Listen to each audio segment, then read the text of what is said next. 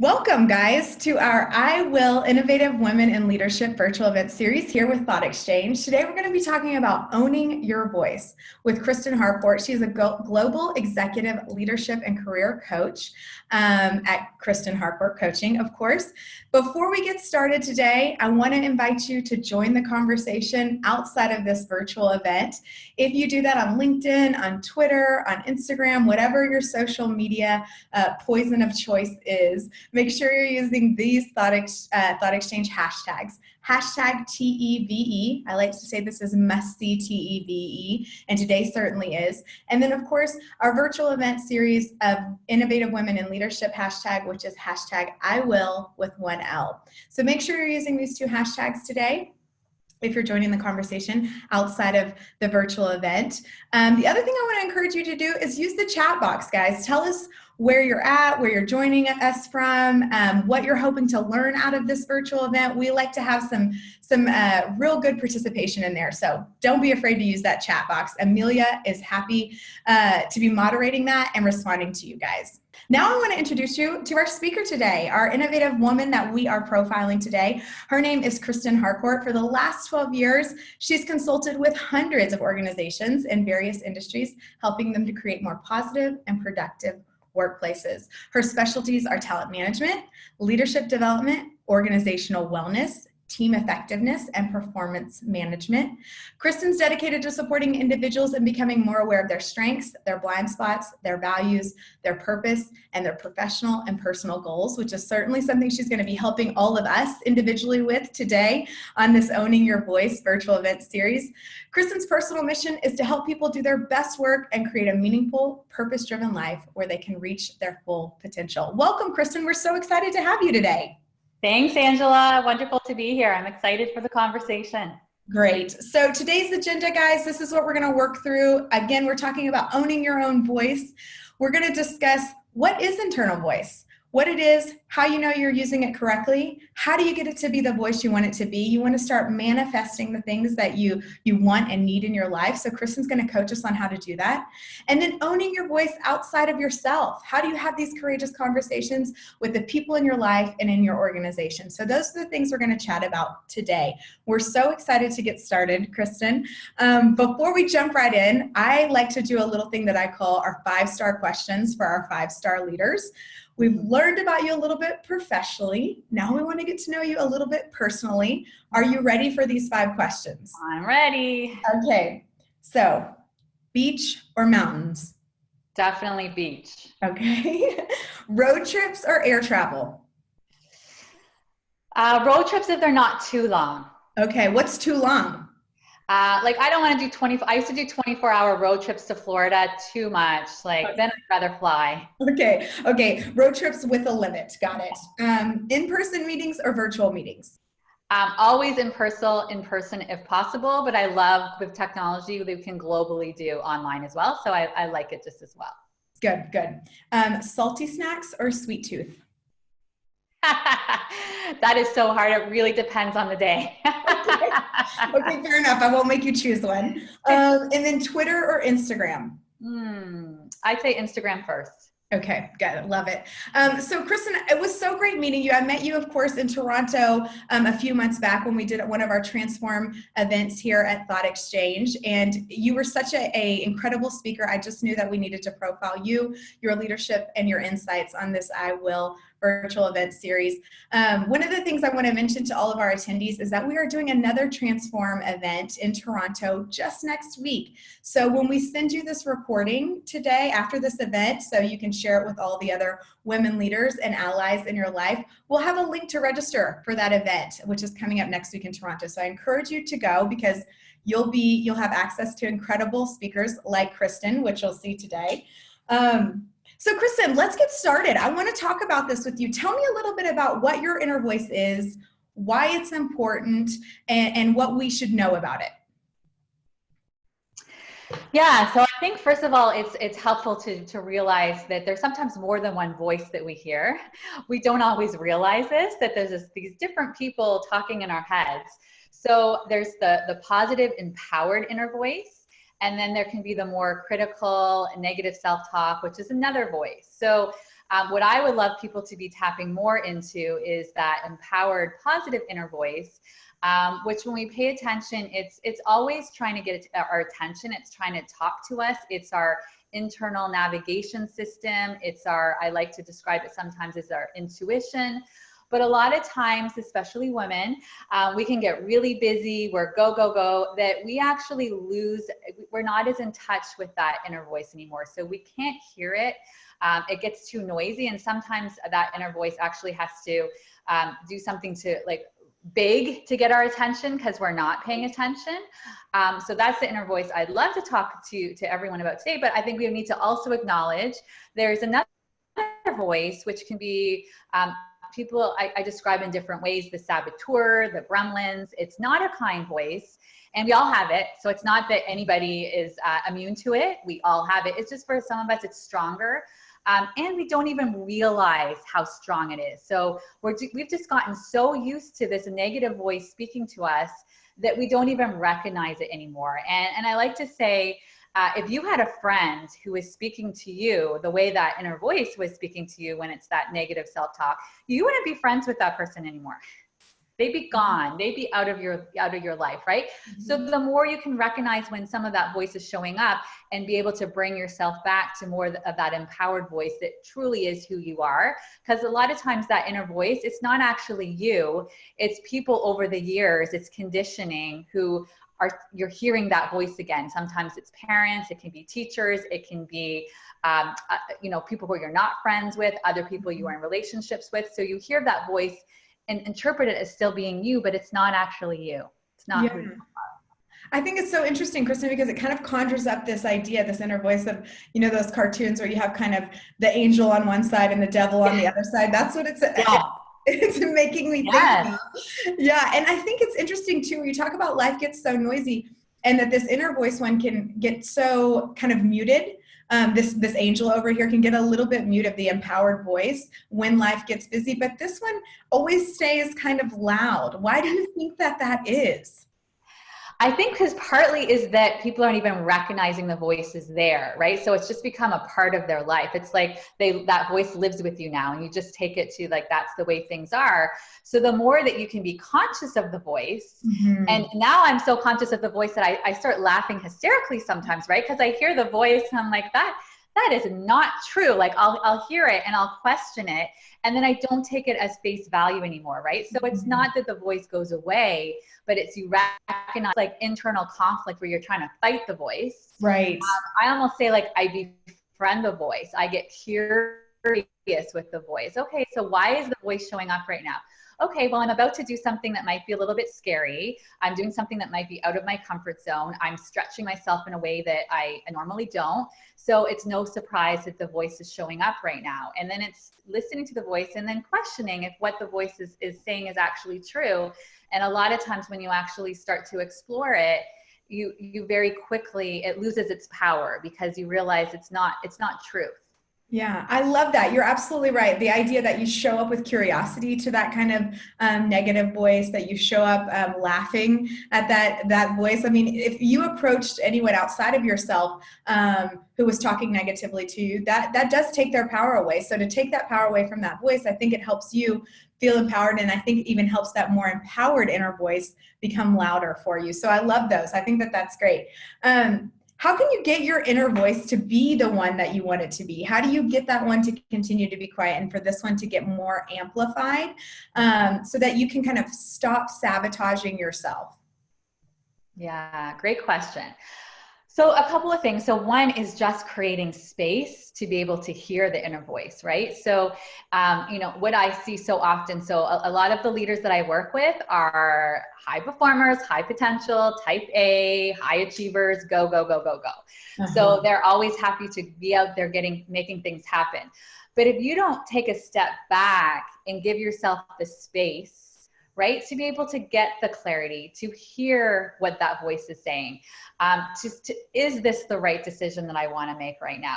what do I actually need right now, right? Sometimes, I mean, I can't tell you how many executives are not going on vacations, or when they are going on vacations are available 24/7 on technology. So even that, where it was supposed to be an opportunity to get some spaciousness, there is no spaciousness because they're not even allowing themselves to have vacation, right? So I think the number one thing is intentionally creating space. And I don't want this to just be vacation. I mean, creating space every single day. Yeah. And if we are being honest with ourselves, we all have 5 to 10 minutes to create that space, so that through having the spaciousness, then you start to get more comfortable with hearing the voice. What is it like when the voice is trying to get your attention? So a lot of times people can be up here in the head. They're not even paying attention to their body, right? So what does it feel like in their body? What's it like in your body when you're feeling aligned or when you're not feeling aligned? And then you start to feel what those differences are for you. And so then you can start to feel, oh, I'm feeling really excited. I'm feeling really energized right now. Okay, this is great. More of this, more of this. Or their body starts feeling and it's like, this is not feeling good. This is not feeling right. Okay, so let's check in now. What's going on? Why is it not feeling right? Right? So it's creating the spaciousness to get better at being able to tap into and then hear that voice that's in there, that's who you are at your core, that's trying to get your attention, so that you know what the truth is for you. Yeah, I love that. I think it's important to create that space. You know, I know you talked about making sure that you're going on vacation to be intentional. You're kind of checking out in those kind of larger chunks of time. But even with the 5 to 10 minutes a day, I'd love to know, Kristen, like, I want to get really super tactical. What does that look like? You know, if I'm here in the office today and I go, okay, I'm going to be intentional for the next 5 to 10 minutes to create space to hear my inner voice that's empowering. What should I do? Should I go to another room? Should I sit down and create, talk to me a little bit about best practices so that I know I'm creating that space for myself. Yeah, that's a really good question. So I think it's about creating rituals. Okay. And there's no one size fits all ritual, but it's figuring out. So in general, for everyone, I always think the morning is a good place to start, right? Because some people, even the way they start their morning, right? So the more that you can create a more intentional ritual, so the alarm going off and hitting snooze 5 times and then rushing out to have breakfast, and well, there's not going to be any spaciousness there, right? You haven't created any space, right? So even some of my clients, like, what they've done is they've actually set their alarm to get up a little bit earlier. So even just that extra 10 minutes, so that 10 minutes is there, and no more snoozing, no more putting the snooze on, and not having their phone upstairs by their bed. Because what happens? Then they get out of bed, the first thing that they do is, like, they're right in there. They're into checking emails. So the more you can create that intention, like my philosophy around this in Arianna Huffington, I love a lot of the stuff that she's doing around the importance of sleep and creating sleep habits. And she's a huge proponent, like, phones should not be in your bedroom. They should be downstairs, away. Wow. So do you do that, Kristen? Yeah. You do? You keep your phone? Oh yeah. I haven't had technology ever in my room. There's never been a phone beside me. Yeah. I am impressed. I'm probably speaking for all of the attendees here that are like, that is something that I think that would certainly set your intention for the day perfectly. Yeah, absolutely. I can imagine that you can hear your own voice, that good voice, when you've eliminated all of that distraction. And the fact that we do it first thing in the morning, gosh, that creates the intention that we will not create space for the rest of the day. Yeah. That's impressive. And you're saying your phone's more important than you, right? Like, there's nothing on that phone that's more important that needs to happen yet, right? So it's making that ritual, having that intention that first thing in the morning, no distractions, no looking at the phone. And I know people will say, and I get this all the time when I'm doing speaking things, well, I use my phone for my alarm. So it's this thing called an alarm clock, and it gets plugged in. And you can set music on, you can have nice music, or you can even use like an iPad or other form of technology. There's like Alexa and Siri and all of those. So have something else besides your phone. We can do it. That's what wakes you up in the morning, right? And that's even more relaxing. You could have nice calming music when you wake up. Right. But we all, if we're being honest, could have 5 to 10 minutes in the morning as a place to start that ritual. That's a starting point. Like, what I would love people to get to the point is they're even every hour for just like couple of minutes, 5 minutes checking in, or at the end of the day, 5 to 10 minutes to check in with themselves and think about what they want to do the next day, right? So you got to start somewhere. So I'm totally cool with starting with small baby steps. But the morning is that, if I was going to say anywhere to start with the baby steps, it's creating that intentional morning where you give yourself that space before you even start your day. That's great. It's super, super inspirational and something that we can all aspire to do. I love it how quickly we've forgotten that alarm clocks existed before we had phones. So thanks for that reminder. Because of this virtual event, alarm clock sales are steadily increasing. That's great. And so in that space then, Kristen, we should just be asking ourselves certain questions like, how are you feeling right now? Are you in alignment? What are your intentions for the day? Are those the kind of things we should be asking in those 2 to 3 minutes, 5 minutes? Yeah. So some people like to do meditation, which that would be nothing. It would just be coming back to your breath. So that's one thing. You could be doing your meditation for 5 to 10 minutes, which is just quiet. Another is just closing your eyes and being in silence, but not necessarily trying to meditate, just kind of closing your eyes and having some spaciousness. And so a couple of different things that I love is a lot of times people do gratitude practices at the end of the day. So even at the beginning of the day, just waking up and being like, what do I have to be grateful for today? Oh, well, like I'm alive. I just got out of bed. So I'm grateful for that, like great starting point. And then I'm a big fan of intentions, like you were saying, or even affirmations, like even just starting off positively, right? Say a couple of things like, look yourself in the mirror and be like, I'm beautiful. Just those things that just really having some of those positive affirmations. But for some people where that might feel uncomfortable and it takes a little time to get there, just even setting an intention, like how do I want to set up myself for success today?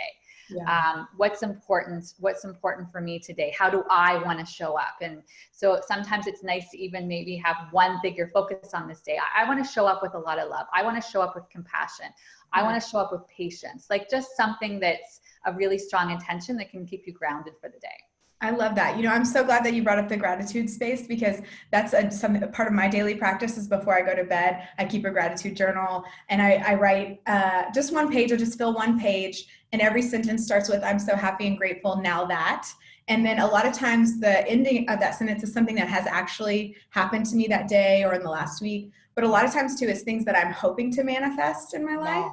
And so then I can start to show gratitude for things that haven't yet happened to me or for me or with me. But I'm still putting out that gratitude so that I kind of just check in with myself and does it align? And is this really what I want? And I have found I've done that practice for at least a decade, and it's been life-changing for me. Totally. I mean, there's so much research and science behind the gratitude, but until you are grateful for what you have right now, right? Because another thing that I see happen a lot, especially with kind of high performers, high achievers, they're always going somewhere, right? When this happens, then I'll feel happy. So it's like this mountain, and then they get to the top of it and they're like, oh, I'm still not feeling good. Oh, okay. The next mountain, the next one. Well, it's reminding you like, I have everything I need right now in this moment to feel happy, to feel energized, to feel content. So I think the gratitude process the gratitude practice is so good at really making that front and center. Lovely. This is great. I'm so glad we're uncovering all of these lovely tips and tricks. So I appreciate that, Kristen. We've talked a lot about our inner voice now. Talk to me about, how do you get that inner voice? Once you found it, once you hear it, once it's there, how do you get that inner voice outside of you? How can you make sure that when you're showing up for conversations with the people in your life, or let's say in your organization, how are you bringing that good, empowering inner voice outside of yourself? Yes. So this is where it comes to owning your power, and this can be sometimes where, and I've experienced this a lot in the HR world with HR leaders, where I'm sometimes talking to them about executive coaching and leadership development, and sometimes the feedback will be, yeah, we need this so much for our organization, but it can't happen, or we don't have budget, or we don't have that.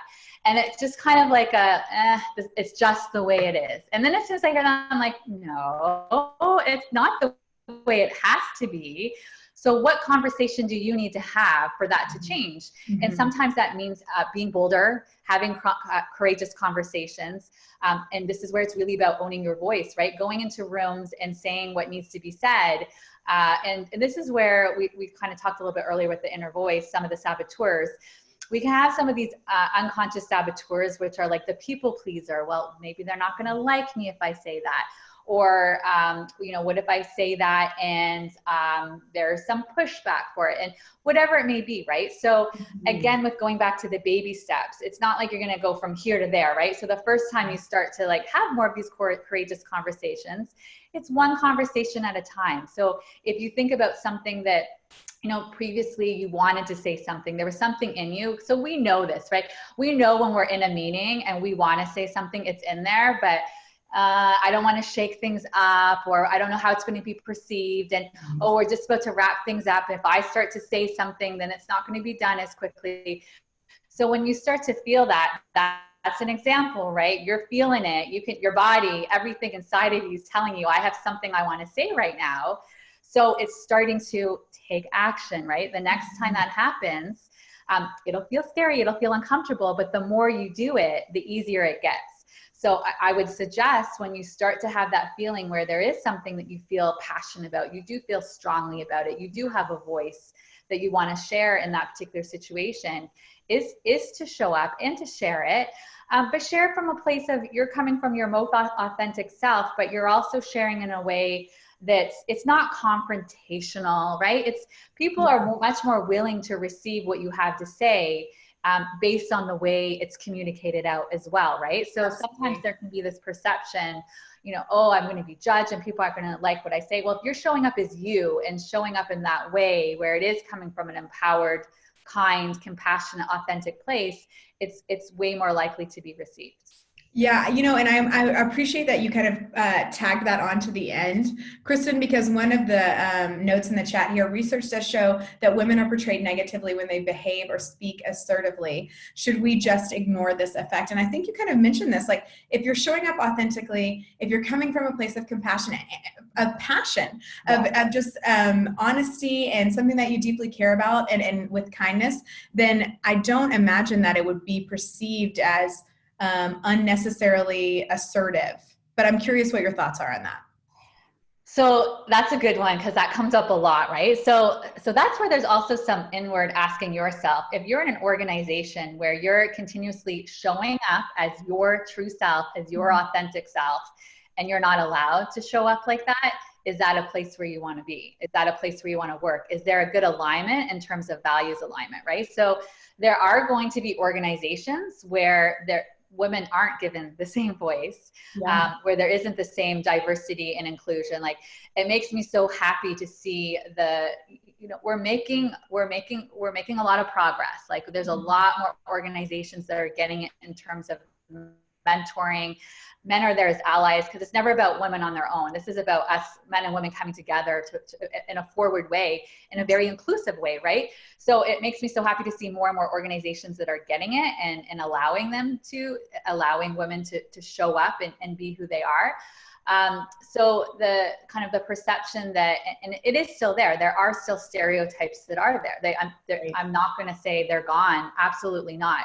But it's about being in an environment where you are allowed to be who you are. I know for myself, like I'm not now at a stage that if I was working with an organization where we don't have values alignment, that's not an organization that I want to work with, whether it's coaching, whether that's speaking, whether it's consulting. So I would say the other people too. And what does it mean to be assertive for you, right? Because even that idea of being assertive, I think that's where we start to look at what previously was happening as women would get into leadership. It was almost like who they were here, which got them to, as they were going up. And then when they got into the leadership, they weren't themselves anymore. They're like, well, now I'm here, I'm the CEO, this is how I have to act. No, that's not what we want. Like as we get women in, more and more women, because I think it's 4%, I just read in Fortune 500, 4 to 6%. We want those women showing up as who they are and bringing in all parts of themselves, because that's what we need more of. So to show up assertive, I mean, I'm quite assertive when I need to be assertive, but it's coming from a very, it's not ego-based. It's Right. very different when it's assertiveness. And I guess I would describe that as being a little bit more aggressive, but there's still, I know the difference between when someone's coming and they're being assertive and there's ego in it, as opposed to I'm being assertive because this is what I believe in and it's what's best for the organization. It's what's best for the team. It's what's best to be able to get the outcome that's going to serve all. Yeah, no, I think that's important. What you're saying is like ensuring that you're coming from a place that's not ego-based. And then once you recognize that that's not where you're coming from a heart-based place. Then if you're not being received within your organization in a way that is aligning with your own values, then perhaps some self-reflection about where you are and who you're surrounding yourself with might be in order. So that's great. I think that those are great tips. Before we jump into the thought exchange, I want to just ask you a final question. What can our leaders in attendance start doing today to begin to create an empowering inner voice? I know we talked about creating the space daily and then in those larger chunks with vacation and time away, but are there any other quick tips and tricks you'd give us? So Angela, you and I have talked about this before. It's really making it a priority and really investing in yourself and realizing that you deserve it. I mean, we didn't talk a lot about the whole self-care today, but that's something where I find men have the same issue too. It's not just men. I have a lot of male clients that have the same issue with the self-care, but with women as well, like invest in yourself in this way, right? So whatever that may look like have somewhere where you can do some of this self-discovery, because a lot of times when it's you doing it yourself, you have blind spots and you can't see your gaps the same way, right? That inner voice is just become a part of who you are. You're not even realizing all of these limiting beliefs that are holding you back. So I'd say the more that you can also partner with, whether that's accountability with other women, whether that's of course with coaching, whether that's mentoring, so that you're doing some of the stuff where you're reflecting and learning about yourself on your own, but then also partnering with others who can reflect back to you. I just think that this is a huge gap still where too many leaders will not invest in themselves. And it's the most, in my belief, the most important thing you can possibly do, because it affects all parts of you, right? It affects how you show up as outside of work. It affects how you show up inside of work. And ultimately, we're here to live a purpose-driven, fulfilled life where we're reaching our full potential. And I would love for more people to invest in themselves in that way. This is great, Kristen. I'm so excited. Now I want to ask everyone to join the conversation. You know, we've dug into this a little bit, but really it's important that, of course, we hear the perspectives, the thoughts, the questions from everybody that's in attendance today. So Amelia is going to post a link to the Thought Exchange in the chat box. I am going to share my screen so that you can join us via your mobile device as well. Take out your mobile device, guys. Aim your camera on the QR code, zoom in, you'll see something pop down, click on it, it'll take you right into the exchange. Or if you'd rather, you can always go to thoughtexchange.com/join and enter the 9-digit code.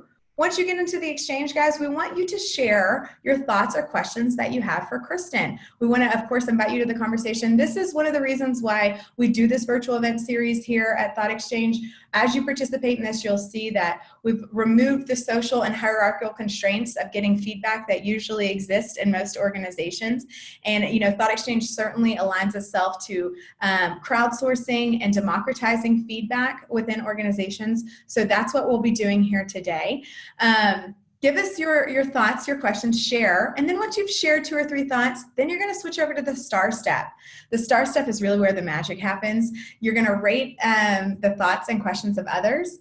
1, you don't really agree with it. It's not really jazzing you up. 5, you really agree with it.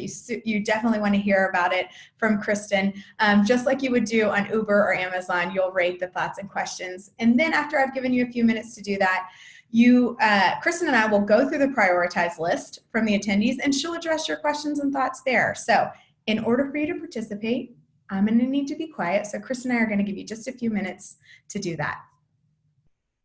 Okay, as you can see here, this is a visualization of all of you guys getting into the exchange, connecting with each other, working together to share, STAR, and discover what's most important to the group here. We have And you'll see, of course, on the right-hand side of the screen, the priorities start to change as the people come in and they start rating. Each purple person is a participant. Each blue dialog box, of course, is the thought that has been shared. And then each orange line represents the person who has rated that, that thought. I love when we can kind of see people just thinking about it. Am I gonna start sharing or rating? You can do it. Yeah, okay, so if it's okay with you, Kristen, I'd love to just dive right in. Sure. Okay, let's go. Okay, guys, if you are not done starring, go ahead and do that. We are going to refresh what our top thoughts are and start to dive into them with Kristen. Okay, what is one thing you still struggle with in amplifying your empowering inner voice? I think this is great. You know, we feel like we're talking to an expert on how to do this. So talk to us about some of the ways that you still struggle. Yeah, that's a great question. I think I'm more conscious when the different voices show up. So I know one, I can be a people pleaser. So some of those things that are kind of my natural things in general, when I was growing up, I learned very quickly to be the people pleaser. So I know that's something I can fall back on. I notice when I'm doing something really scary that it's new to me or I haven't done it before, that voice shows up for me. So I'll pay attention to it. The people pleaser is also likes to be liked.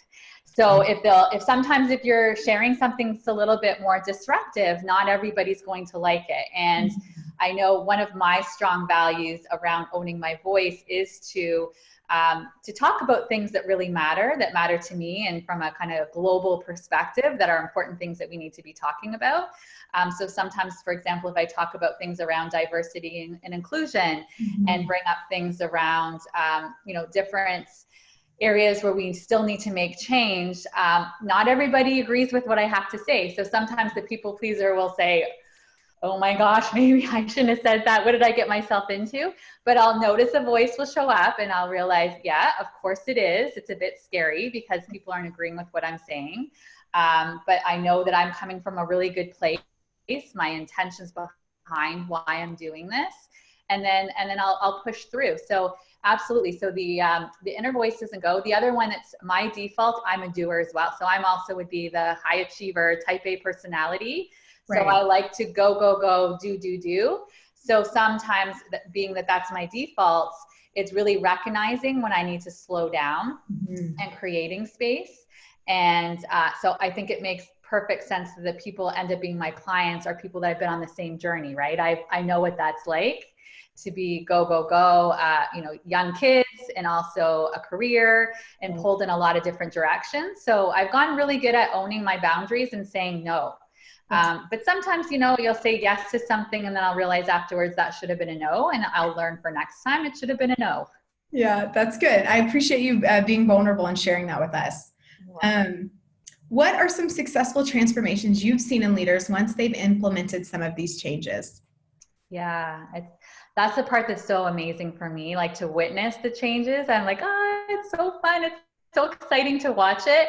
The ones that show up a lot is owning the voice. So like in meetings, saying what needs to be said, having one-on-ones perhaps. So if it is someone trying to convince the CEO around something we need to do in the organization and being able to feel empowered to go have that conversation. Right.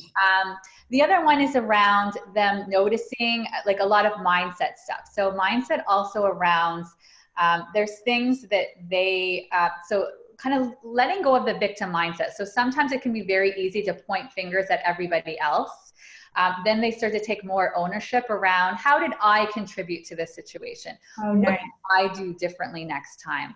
As a leader, I love when I'm working with leaders and the before and after, the kind of deep conversations that they're having with their team, like really checking in with them and asking them, what do they need more? What do you need more of from me? And being vulnerable and showing up authentically.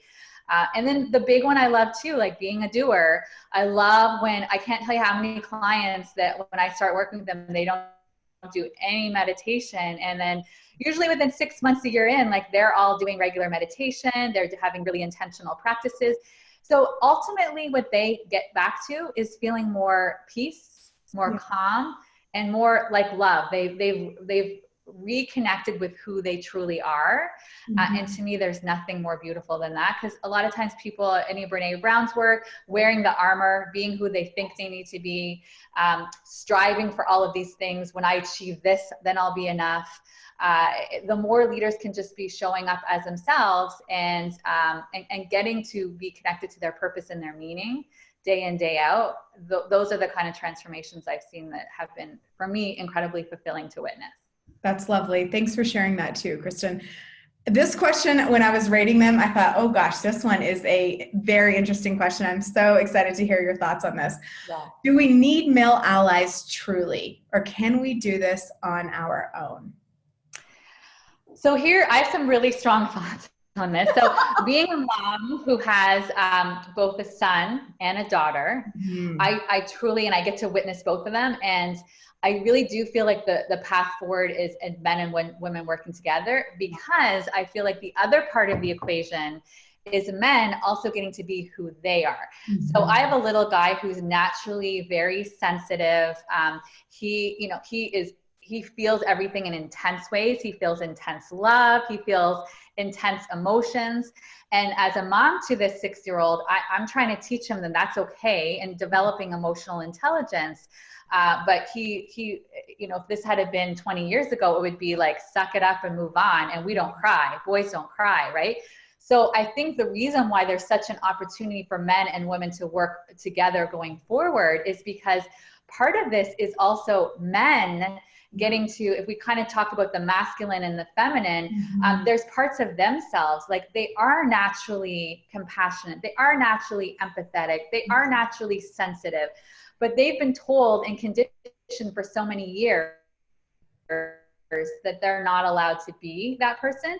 So this is where I feel like inclusivity, with both of us working together moving forward and having allies, the allies, and when we're working in this way, I feel it's like both of us owning our voice. It's females and us being able to be empowered and say and do what we want to do, but also men getting to be who they really want to be, who they're, if we look at masculine toxicity. Yeah, toxic masculinity. Toxic masculinity. They don't want to be like some of these behaviors, when they are being aggressive, where they are being operating from their ego. If they could come back to who they truly are and their authentic self, that's not who they want to be either. So that's why I firmly believe it's not that women working with allies because we need them to get to where they are. It's like, hey, let's help them also get to be who they are. It's both of us being inclusive and getting to be who we are in the world. And I love that. I think you're absolutely right. I think empowering women, empowering female leaders, and fighting toxic masculinity are essentially opposite sides of the same coin. And together we're stronger, and we can work on both of those things, and we're more powerful as we continue to build that inclusiveness between both genders, all genders. Yes. Yes. Okay, lovely. How do we get men on board then? I think that's perfect segue to the next question. How do we get men on board? Lots of men respond badly to conversations about equality and leadership because it threatens their historical power. You mentioned this in this people pleaser thing, that you struggle with this. Do you try to get them on board when you're feeling that resistance, or do you just go, you know what, our values don't align and that's okay, let's just shake hands and move on? What's your guidance on that? So I'm a big believer in planting seeds. Okay. So while they might not be ready here, like when we talk about consciousness and being awakened and understanding what it looks like, because there are so many people in the world that are still operating from ego. That's why we have so much divisiveness in the world and so many of the things that are going on in the political landscape, a lot of those different things, right? So in terms of readiness, people are going to be, men are going to be on that different stage of readiness. So for sure, if I'm going to look for someone to be an ally, it's going to be somebody who's they're more willing, like they're ready and they're part of it. And sometimes they're even coming to me and saying, hey, Kristen, how can I be part of the solution? How can I support this? What do you need from me? So those are people who are like really ready to do that. But I don't think it's that, okay, so the ones that are over there, they're never going to be ready. We all have different paths and we have different timelines, and the timelines don't look the same. So the more we can still educate and have conversations and invite them into the dialogue in a very non-confrontational, just sharing planting seeds that eventually there might be more of an appetite. And what I'm really happy to say is, like, even from a leadership development perspective, like more and more men, they're coming to me and saying like, hey, I want to be a better leader. I want to understand how I'm showing up, which it's the asking for help, right? So a lot of times men haven't really been conditioned the same way that it's safe to ask for help. Right. So the more that we can have safety created for them, that they might even say like, you know, I don't even understand what's going on with this. Like, I don't even get it. Like, when you're talking about all of this, like, female empowerment, like, what do you even mean? Like, what does it mean to be a feminist, right? Because, and I've had some really good conversations with my husband, who's like an engineer and a very linear thinker. And we even talk about feminism. And I remember one time having a conversation around like what he thought feminism is. And I said, like, you're kind of working with a definition from like 50 years ago. And that's not my definition of feminism. So this is my definition of feminism. And this is how I'm going to show up in our family. And this is why it's important for me. And he was all of a sudden like, he was really on board in a different way, really quickly. But if I hadn't have been open, being curious, showing up with empathy, listening to his perspective, and like really being willing to have that dialogue. And if I just kind of said like, well, what do you mean? I am a feminist and everyone's, then we would have, again, now I'm actually showing up in a divisive way, and now we're not getting anywhere. So I think just inviting people in, planting seeds, and realizing that people are going to be at different space on the spectrum in terms of readiness to move forward. I think that's great, Kristen, because one of the things that you talked about with your own inner voice was talking about showing up with curiosity, showing up with, not necessarily giving your power to it. But I think that what you're essentially, that same through line is here. When you're hitting some resistance outside of yourself, show up with curiosity, be open to learning what that other person's perspective is. And then there's no real power over you to feel like you've got to change the world with this one person. You can just plant the seeds that will help you get what you need to be.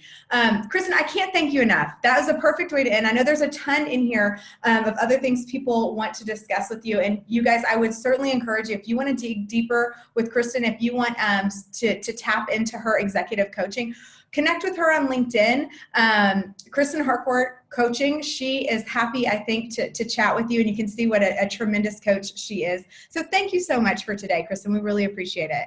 Thank you so much, Angela. This was such a fun conversation.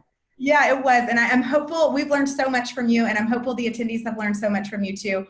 One of the things that I saw in here too was, are there any tips and tricks or website where we can find this? Like I said, not only can you connect with Kristen, but we'll also send a recording of this particular one that you can share with your larger professional circle, all of the women leaders and male allies that you know and love. Make sure you share this with them so that they can continue to empower themselves. If you've already booked off an hour for this, stick around. Amelia is going to post a link. We've got Colin Bender, who will be on here for the last 15 minutes if you want to learn more about Thoughtexchange, about how to be the most inclusive leader that you can, how you can tap into and crowdsource innovative ideas within your own organization. If you're interested in doing that, click on the link that Amelia's just posted. Otherwise, I can't thank you enough for coming today, and we'll see you again next time. Thanks, guys. Bye.